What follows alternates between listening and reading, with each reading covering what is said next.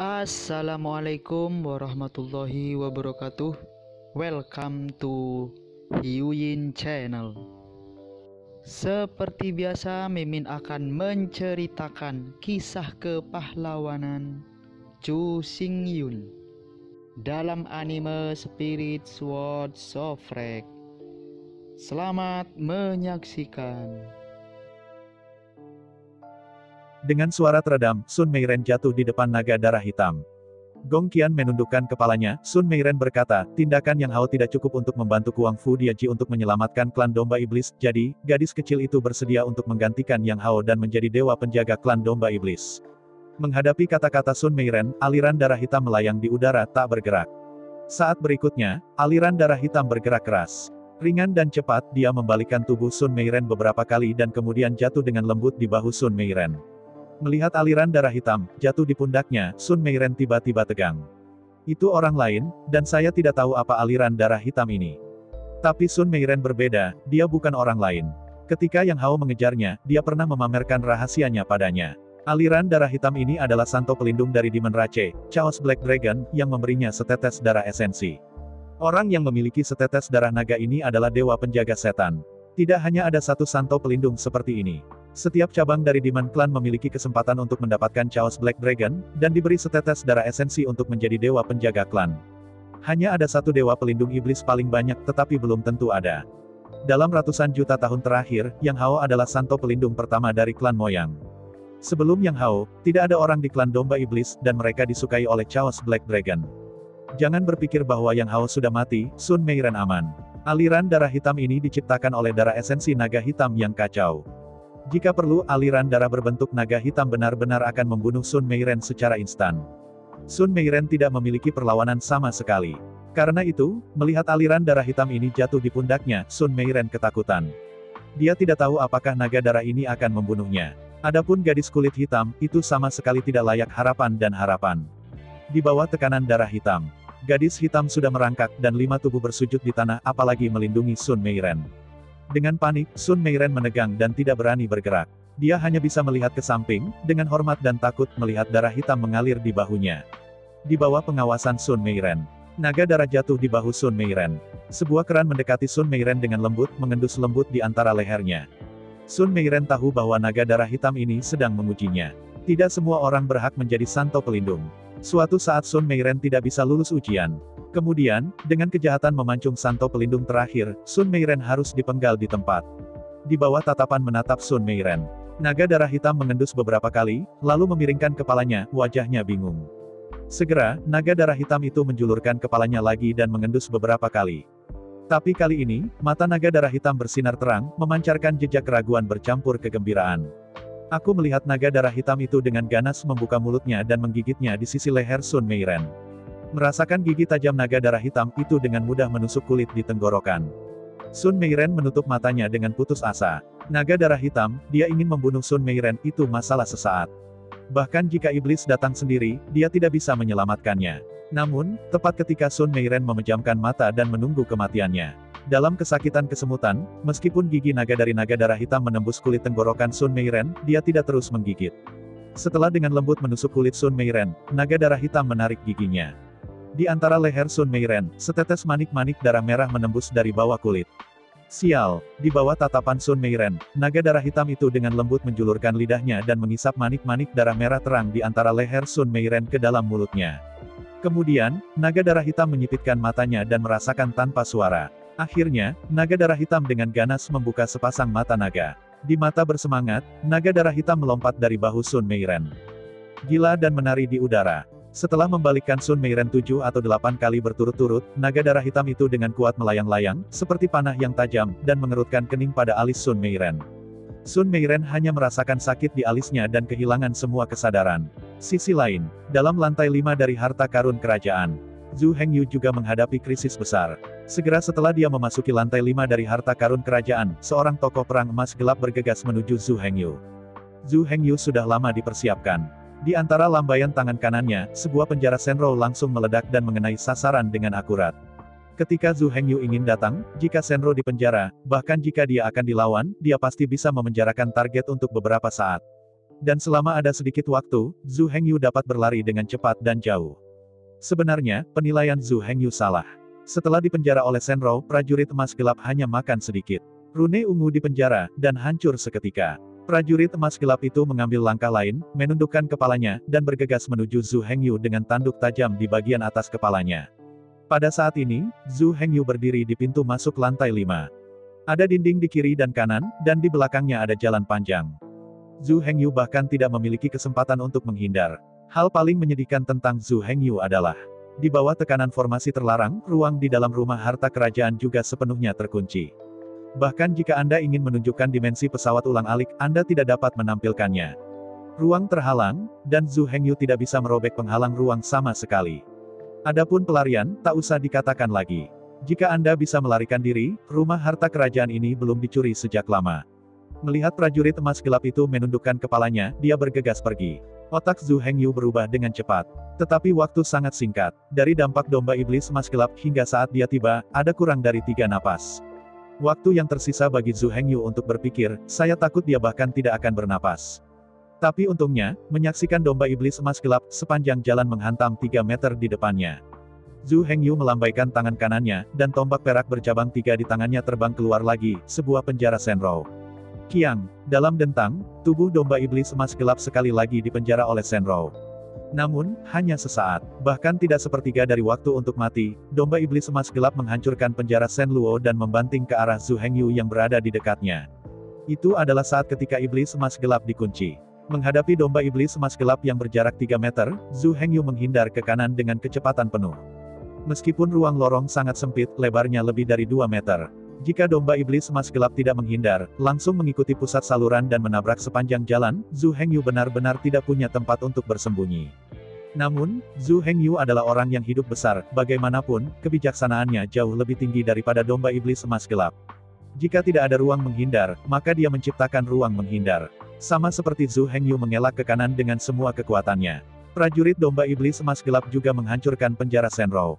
Menghadapi Zhu Hengyu, yang sudah dekat, domba iblis emas gelap mengerahkan kekuatan pada keempat anggota badan, dan tubuh bersandar ke kanan. Sepasang tanduk tajam di kepalanya melaju ke arah Zhu Hengyu dengan kecepatan penuh. Melihat bahwa Zhu Hengyu akan ditusuk oleh sudut tajam yang tajam. Pada saat berikutnya, tubuh Zhu Hengyu tiba-tiba melompat. Di udara, kaki Zhu Hengyu mengambil keuntungan dari dinding di sebelah kanan. Di antara tendangan kaki yang kuat, tubuh Zhu Hengyu terbang ke kiri. Katakan cepat atau lambat, 2 tanduk prajurit emas gelap menyaksikan tubuh Zhu Hengyu ditusuk. Tubuh Zhu Hengyu tiba-tiba menjentikkan ke kiri.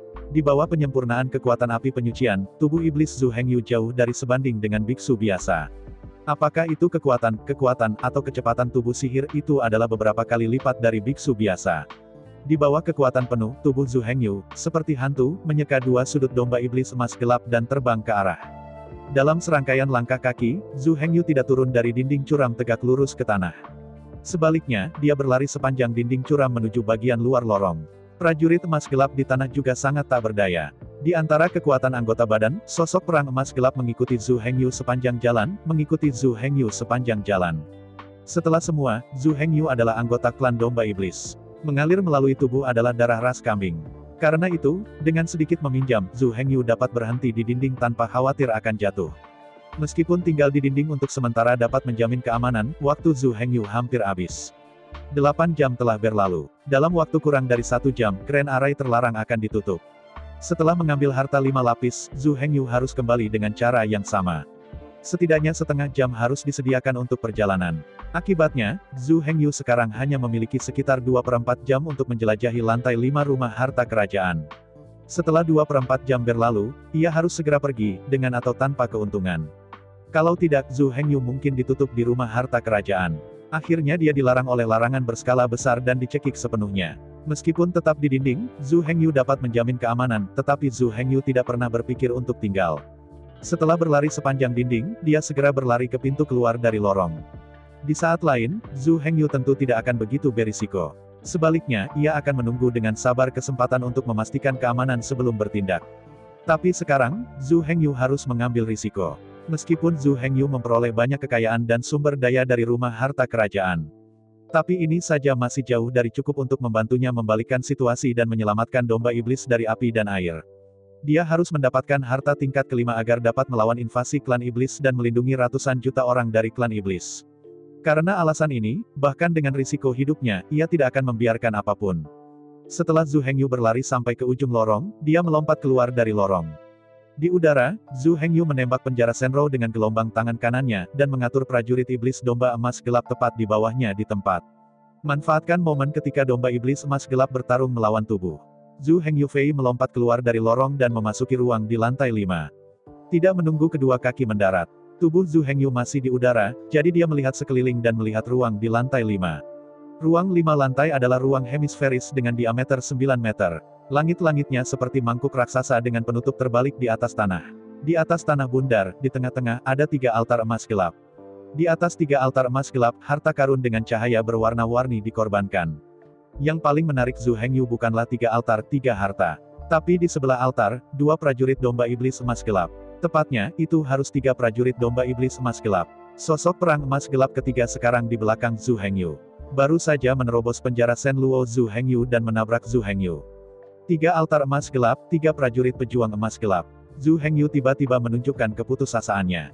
Zhu Hengyu tidak terlalu mengkhawatirkan keselamatannya sendiri. Bahkan jika dia tidak bisa mendapatkan harta, dia bisa berjalan di dinding dan kembali di jalan yang sama.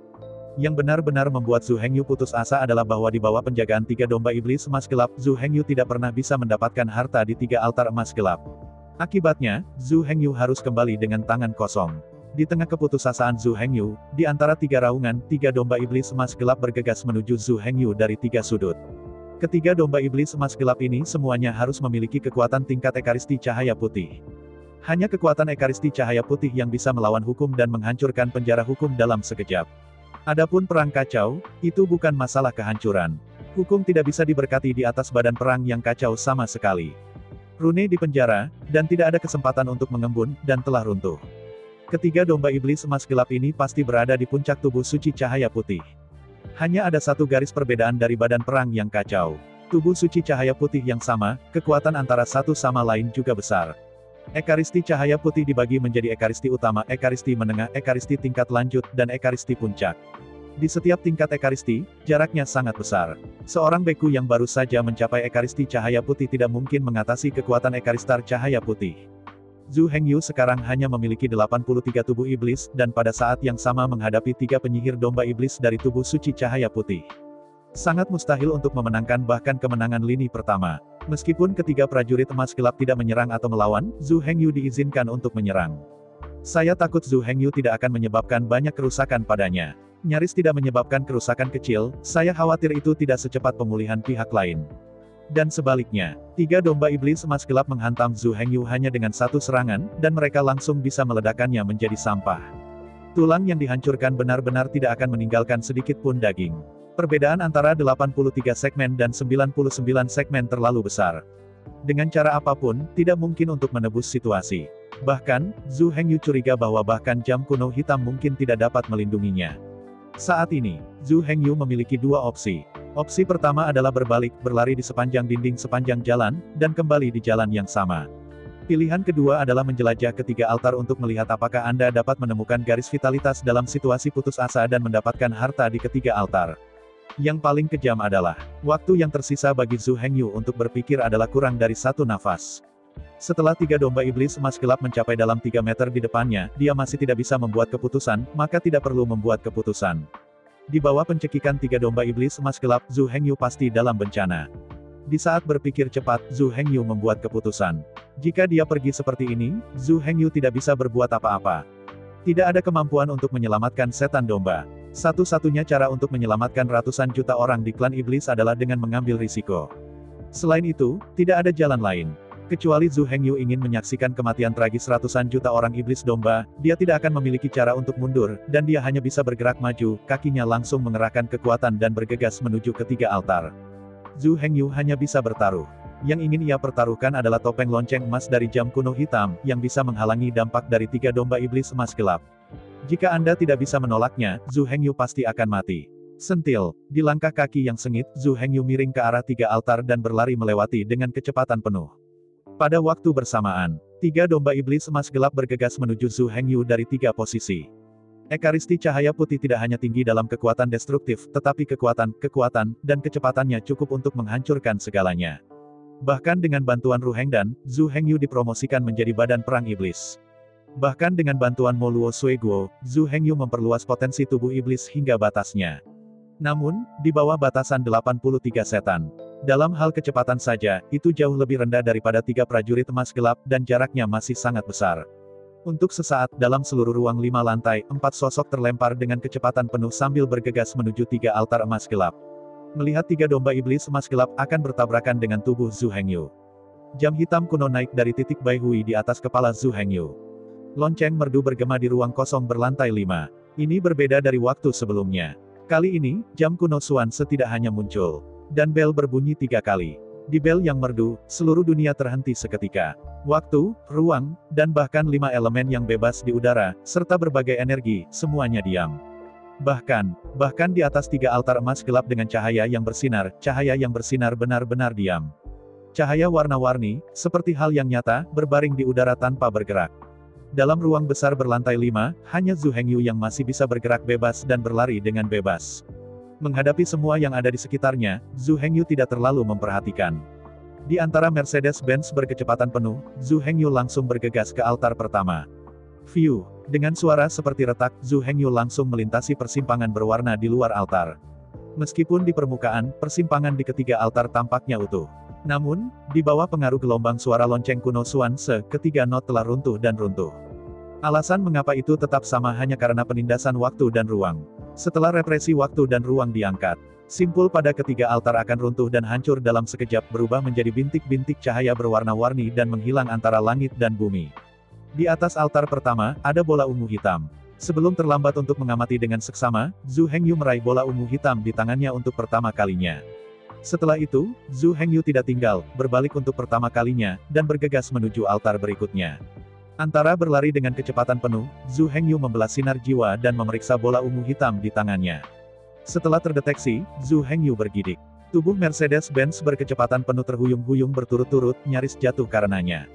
Di bawah deteksi Zhu Hengyu, di atas altar ini, bola ajaib diwariskan. Dan bola sihir warisan ini ternyata hanya milikku yang merampas sihir warisan tangan pertama. Tidak bisa mengetahuinya. Saya tidak bisa mengetahuinya. Rumah harta kerajaan bermartabat, dan lantai 5. Mengapa ada legasi Magic Ball? Selain itu, segel dalam bola sihir warisan ini ternyata hanya sihir warisan utama. Meskipun, kekuatan sihir warisan tidak ada hubungannya dengan tingkat. Namun, ini juga menunjukkan bahwa kekuatan sihir warisan sebenarnya tidak jauh berbeda. Oleh karena itu, di lantai 5 dari harta karun kerajaan ini, ada bola sihir warisan sihir primer. Dalam hal, apa yang muncul di sini adalah warisan utama, atau bahkan satu-satunya warisan, tetapi Zhu Hengyu relatif mudah diterima. Tapi, ini jelas merupakan bola ajaib warisan utama. Tidak peduli dari sudut mana ini dipahami, itu tidak bisa dipahami. Dengan linglung, Zhu Hengyu menggelengkan kepalanya, tidak memikirkannya. Zhu Hengyu tidak punya banyak waktu untuk memikirkannya. Meskipun jam kuno hitam dapat menekan waktu dan ruang di sekitarnya, itu tidak terkalahkan. Semakin kuat target untuk ditekan, semakin pendek durasi efek penindasannya. Durasi represi tidak pasti. Semakin kuat target, semakin pendek durasinya. Semakin besar jumlah target untuk represi, semakin pendek durasinya. Semakin kuat kekuatan Zhu Hengyu, semakin lama ia akan bertahan. Sekarang, lonceng kuno Xuanze menekan, tetapi 3 prajurit emas gelap ekaristi cahaya putih. Karena itu, Zhu Hengyu tidak yakin berapa lama represi akan berlangsung. Setelah penindasan Xuanze Ancien Bell diangkat, jika Zhu Hengyu tidak punya waktu untuk melarikan diri, maka semuanya sudah berakhir. Di bawah pencekikan 3 domba iblis emas gelap, Zhu Hengyu bahkan tidak memiliki vitalitas. Antara berlari dengan kecepatan penuh, Zhu Hengyu tidak terhalang sepanjang jalan, melanggar batas di altar emas gelap kedua dan menginjakan kaki di altar kedua. Di atas altar kedua ini adalah mahkota yang aneh. Secara keseluruhan, bentuk mahkota ini tidak jauh berbeda dengan mahkota klasik. Satu-satunya hal yang aneh adalah bahwa tonjolan di bagian depan mahkota bukan paku segitiga biasa. Di atas mahkota emas gelap di bagian depan ada 3 domba iblis abstrak. Melihat mahkota, mata Zhu Hengyu bersinar seperti sebelumnya. Untuk waktu yang lama, suku domba iblis telah mewarisi kapal suci sebagai simbol hak-hak kaisar iblis. Hanya dengan memegang barang-barang suci pusaka seseorang dapat membenarkan pelaksanaan kekuatan iblis. Meskipun dikatakan bahwa kaisar iblis juga memiliki mahkota, tetapi mahkota iblis kaisar iblis hanyalah senjata ajaib dan tidak memiliki makna simbolis. Setiap kaisar iblis, dia menciptakan mahkota baru untuk dirinya sendiri. Namun, pada hari-hari awal era Taiko, usia paling makmur dari klan domba iblis. Kaisar iblis dari klan domba iblis sebenarnya dimahkotai sebagai simbol. Memiliki mahkota adalah kaisar asli dari klan domba iblis. Status 3 mahkota domba dalam suku domba iblis hanya sedikit lebih rendah dibandingkan dengan warisan benda suci. Namun, saya tidak tahu kapan ketiga mahkota domba ini, entah kenapa, menghilang ke dalam sejarah domba iblis. Tidak ada yang tahu di mana mahkota 3 domba ini bergemuruh. Di antara ekstasi Zhu Hengyu, ruang di sekitarnya mulai bergetar hebat. Merasakan kejutan dari ruang, kulit Zhu Hengyu menjadi pucat hanya dalam beberapa saat. Jelas, tidak ada banyak waktu tersisa untuk penindasan Suan Sebel. Zhu Hengyu menghadapi pilihan yang sulit. Atau, dia segera berbalik dan pergi, yang sudah merupakan kesempatan terakhir.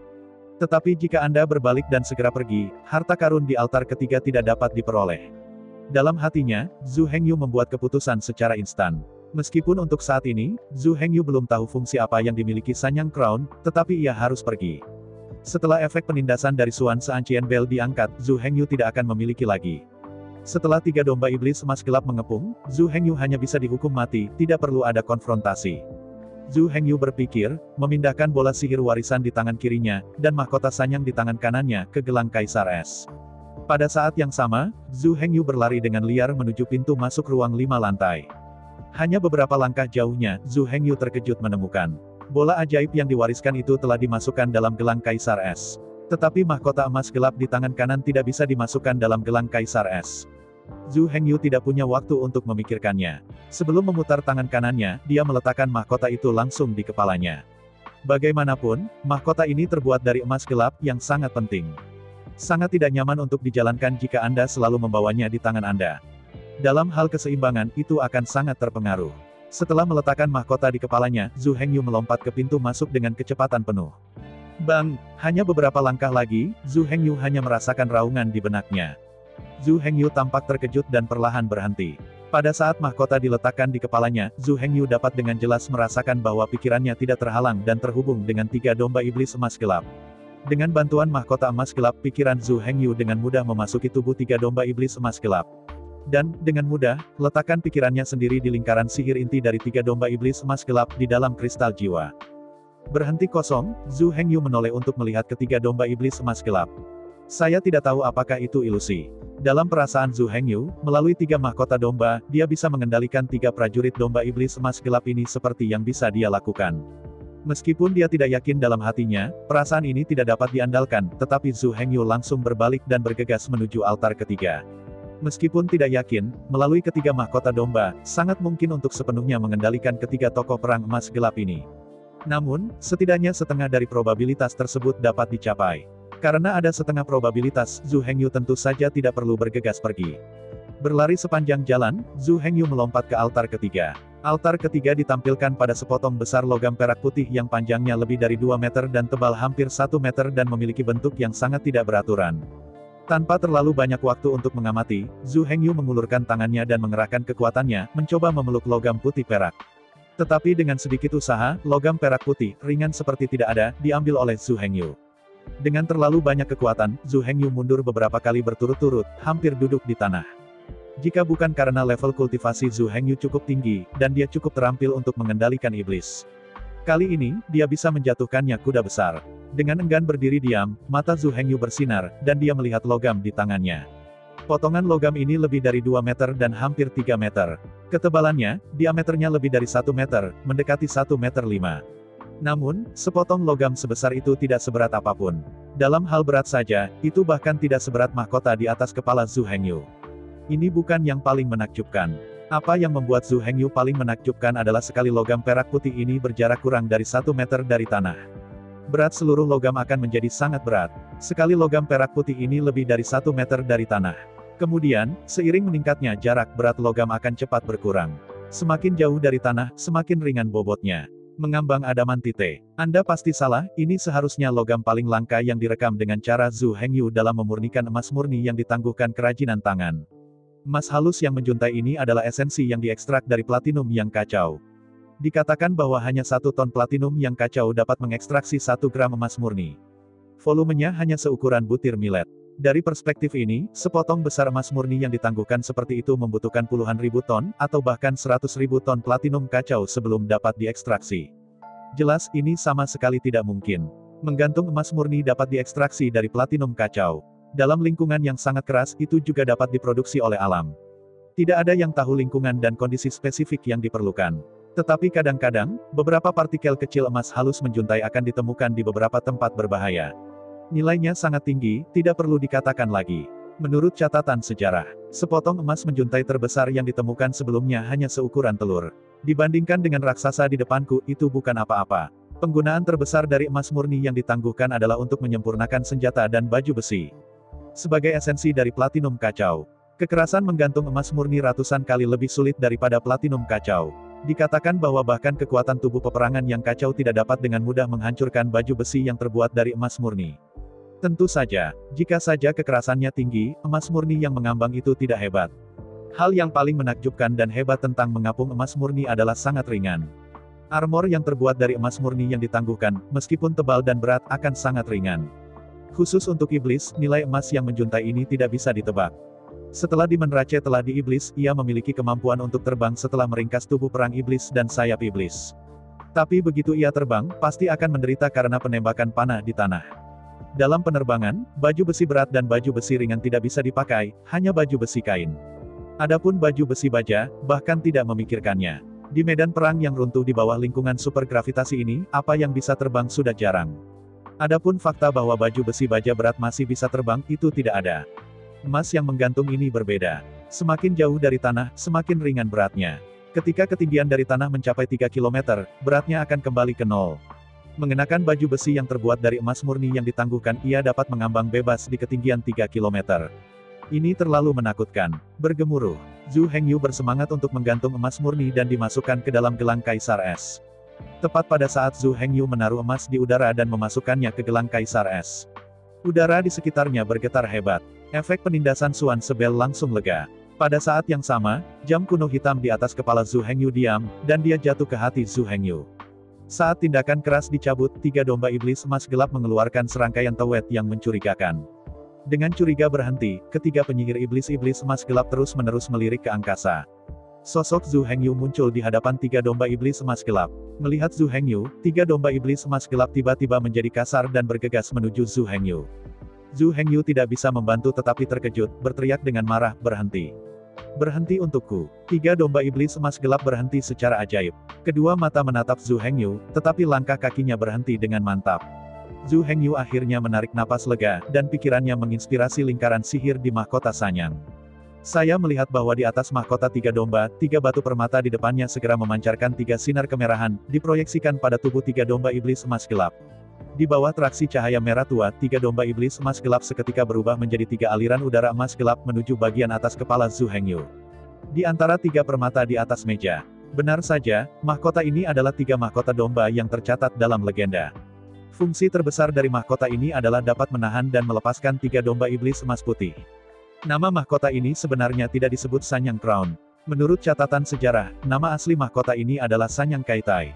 Bang! Di antara pikiran Zhu Hengyu, raungan keras datang dari atas. Di deru keras, bumi bergetar hebat.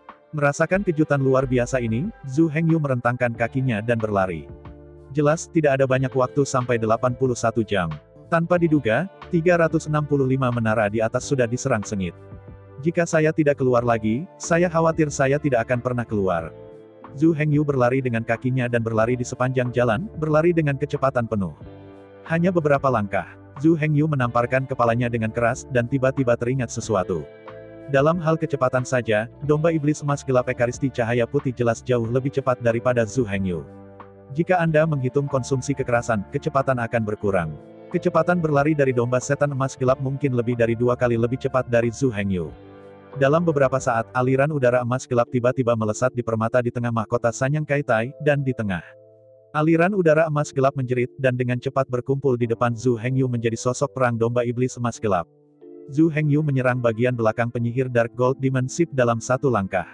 Setelah merasakan ide Zhu Hengyu, domba iblis emas gelap menghantam pintu masuk dengan kekuatan penuh. Di langkah kaki yang tajam, hanya sesaat usaha, kecepatan domba iblis emas gelap mencapai ketinggian yang mengerikan. Di bawah kendali Zhu Hengyu, The Dark Golden Demon Ship sangat fleksibel, tetapi dengan cepat dan abnormal berjalan di sepanjang saluran, melarikan diri sepanjang jalan. Dengan bantuan domba iblis kegelapan emas, Zhu Hengyu percaya bahwa dia pasti dapat meninggalkan rumah harta kerajaan dan kembali ke dunia permukaan dengan aman sebelum saat terakhir tiba. Di kota Yangxin, 81 jam telah berlalu sejak awal jarak. Lingkungan semua 365 formasi besar sudah bergolak. Di bawah antusiasme dan kebingungan orang-orang yang peduli, semakin banyak orang mulai meragukan Zhu Hengyu. Apa yang bisa digunakan Zhu Hengyu untuk menyelamatkan klan domba iblis? Seluruh iblis bersatu dan mungkin bukan lawan iblis. Lebih dari 3.000 setan tampan dari pasukan domba iblis dan lebih dari 300 raja iblis hanya bisa melarikan diri dari debu. Distrik Zhu Hengyu, seorang iblis yang tampan, apa yang dia ambil untuk bertarung melawan klan iblis? Semakin banyak Anda berpikir, semakin Anda ragu. Zhu Hengyu hanyalah iblis yang baru direkrut yang terjebak oleh militer dan terjebak di garis depan. Dari pulau-pulau domba luar yang miskin, tandus, ayam tidak bertelur, dan burung tidak peduli, yang merupakan kepulauan domba yang ditandai di peta militer. Sebuah kentut negara, menangkap celah di departemen militer, dan cukup beruntung untuk menjadi pesulap. Sekarang begitu megah sehingga telah menjadi kaisar iblis klan domba iblis, yang merupakan dunia licin besar. Dengan sedikit penggunaan otak, semua orang dapat memberikan jawaban. Zhu Hengyu pasti melarikan diri, dan ingin mengikis pena sebelum berlari. Lagi pula, Zhu Hengyu miskin dan berkulit putih, dan jika dia berlari ke cabang-cabang lain dari Demon Rache, orang tidak akan menganggapnya serius. Orang ini mengambil keuntungan dari hati orang-orang iblis-iblis yang menginginkan jerami yang menyelamatkan hidup dan mengambil tahta kaisar iblis. Kemudian membingungkan semua orang dan membantunya membuka rumah harta kerajaan. Setelah harta karun kerajaan dibuka, Zhu Hengyu pasti akan mengambil semua kekayaan di rumah harta kerajaan. Sampai tetes terakhir sumsum tulang keluar dari klan domba iblis, dia akan puas dan meninggalkan semua orang domba iblis. Tenang dan pikirkan baik-baik. Semakin banyak orang dari klan iblis berpikir bahwa mereka akhirnya bangun, mulai bergabung dengan tim yang menyerang menara. Menara susun di pusat kota akhirnya benar-benar ditangkap. Dalam deru keras di sekitar menara yang menjulang, simpul berwarna-warni hancur dan meledak menjadi kembang api. Orang-orang yang kejam bergegas dan langsung menghancurkan lingkaran sihir menara, memotong sinar hitam dari menara ke langit.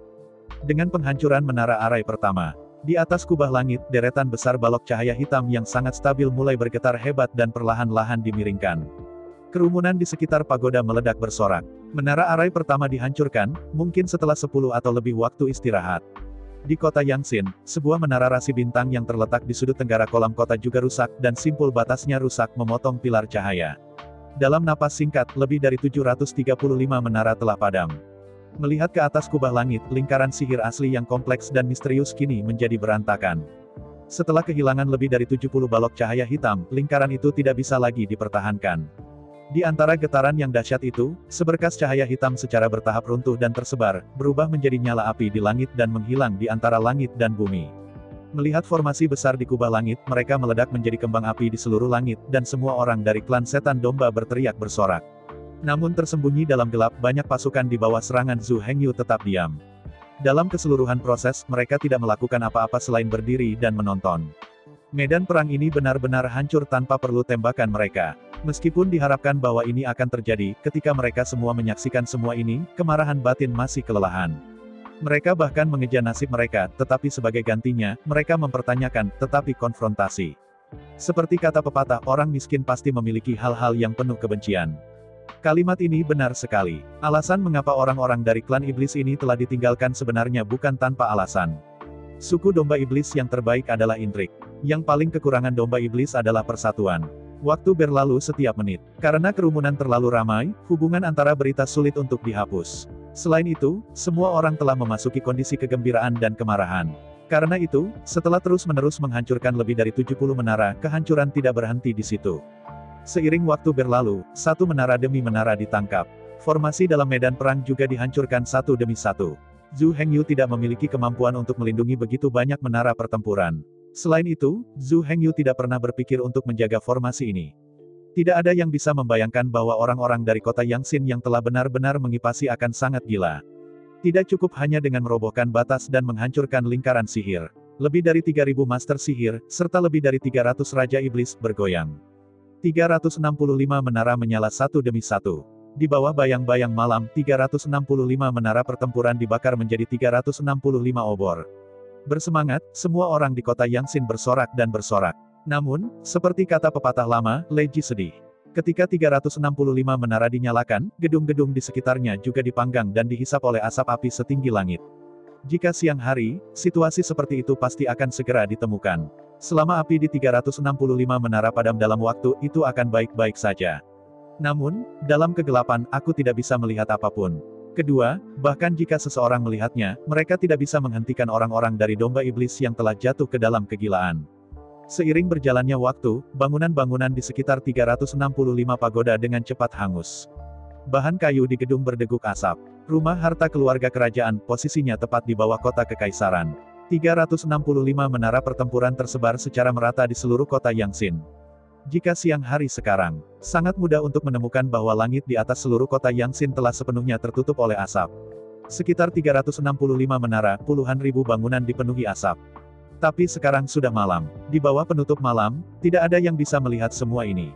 Di bawah 365 obor yang terbakar oleh menara dihisap. Akhirnya, nyala api pertama naik dari sebuah bangunan. Dengan yang pertama ada yang kedua, yang ketiga. Sangat lambat, tapi nyatanya, butuh kurang dari seperempat jam dari nyala pertama untuk naik dari gedung ke 3650 nyala untuk bangkit dari gedung. Alasan mengapa ada 3650 jalur adalah karena ada sekitar 10 bangunan di sekitar setiap menara dan bangunan terdekat. Di bawah asap kembang api, selama satu menyala, yang lain hampir terbakar. Kerumunan yang bersorak akhirnya menjadi sunyi. Semua orang tercengang, melihat-lihat pagoda square api yang menyala, tidak tahu apa yang terjadi. Berderak, berteriak, api menyala menyebar di sepanjang pavilion kayu di sekitar. Pemadam kebakaran, menonton api yang membakar di sekitar. Kerumunan akhirnya berteriak dengan kasar. Namun, bangunan ini tidak ada hubungannya dengan sebagian besar orang di Pagoda Square. Yang terbakar bukanlah rumahnya sendiri, mengapa ia harus menyelamatkan?